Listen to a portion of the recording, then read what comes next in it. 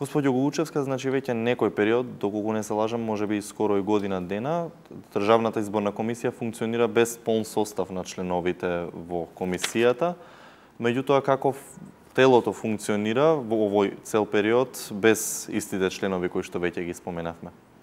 Веќе околу 6 месеци наназад, Државната изборна комисија има само еден член, кој што не поднесе оставка во брана од оставки при крајот на минатата година и почетокот на оваа 2018 година. Секако согласно изборниот законник и согласно деловникот за работа на ДИК, за да работи Државната изборна комисија, за да заседава, треба да има кворум од минимум мнозинство членови на ДИК, кои што согласно претходната верзија на изборниот законник беа 9 Секако со еден член на Државната изборна комисија, ДИК како комисија, како колективно тело, не може да ги носи сите оние одлуки и да ги презема действијата кои што се определени согласно изборниот законник. Меѓутоа, ДИК има своја стручна служба, која што професионално функционира во целиот овој изминат период, без никаков застој. Со неа раководи генерален секретар. И покрај останатите надлежности, еве како поважни би ги спомнала постојаното тековното ажурирање на избирачкиот список. Потоа имавме проекти за едукација на изборните органи, кои што се под Државната изборна комисија, изборните органи на пониско ниво, и едукацијата нели како една од главните функции на ДИК. Тие се тие главни активности, главни групи на активности кои што ги преземавме во изминатиот 6-месечен период согласно нашиот акционен план. Но можеме ли да кажеме во одреден момент дека вие, стручните служби, бевте хендикепирани во одредена работа токму поради фактот што немавте еден полн состав на членови на Државната изборна комисија? Во овој изминат 6-месечен период немавме таква конкретна ситуација, иако секако Државната изборна комисија има своји надлежности кои што стручната служба не може да ги врши без постоењето на самата ДИК. Како што реков, изминатиот период не се соочевме со такви ситуации, беше некој мирен период на кој што се насочевме повеќе на анализа на претходните избори, на евалуација на оно што го направивме и на акционен план 6-месечен, кој што вклучуваше само активности на стручната служба на ДИК. Ажурирањето на избирачкиот список секогаш е актуелно. Тековната состојба согласно изборниот законник се објавува 4 пати годишно.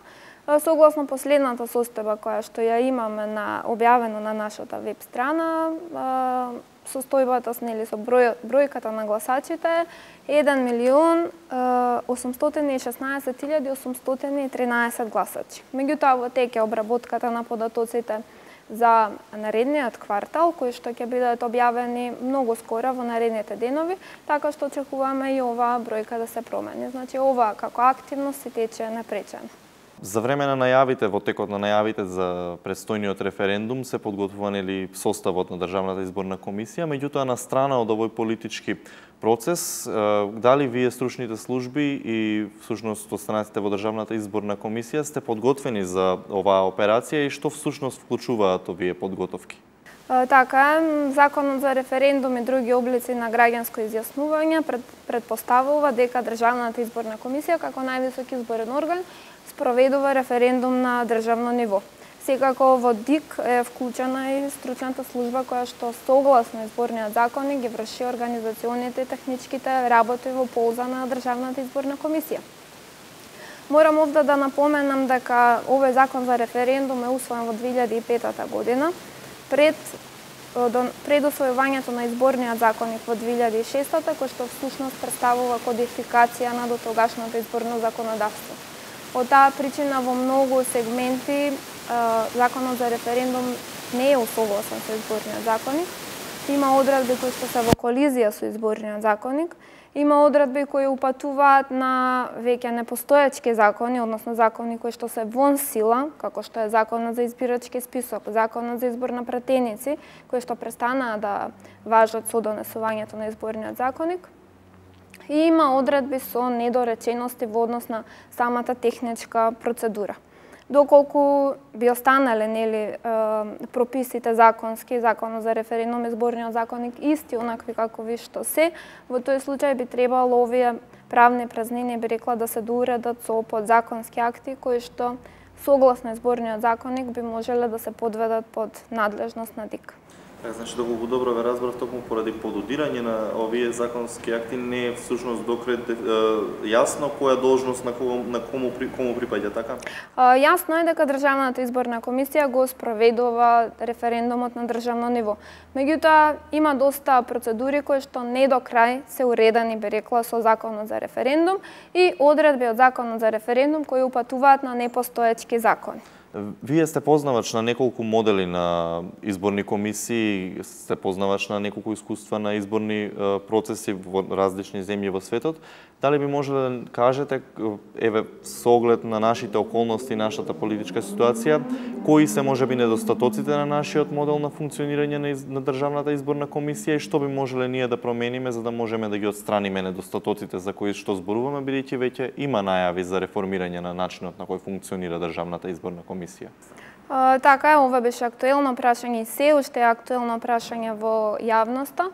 Во моментов, нели, во тек е изборот на состав на Државната изборна комисија, кој што ќе биде со мандат од 6 месеци, со намера, нели, законодавецот да усвои нови одредби, реформски одредби, кои што би го уредиле новиот начин на функционирање на Државната изборна комисија.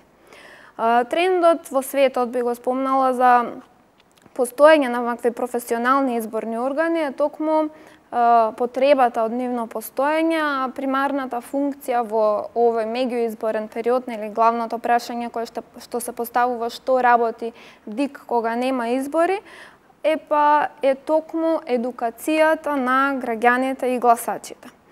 Зборувам не за она едноставно информирање за процедурите за гласање кое што се одвива во текот на изборен период, туку за онаа суштинска едукација за избирачкото право на сите гласачи, не само на гласачите, туку и на граѓаните. Тука зборувам за оние младите лица кои што ќе бидат гласачи за прв пат, потоа во одредени земји се одвива едукација во училиштата и така натаму. Потоа, професионално во нашата земја, Државната изборна комисија го води избирачкиот список. Тоа е како една втора главна функција која што како професионално тело ја има ДИК. Тие би ги наброила како главни предности на професионалните изборни органи.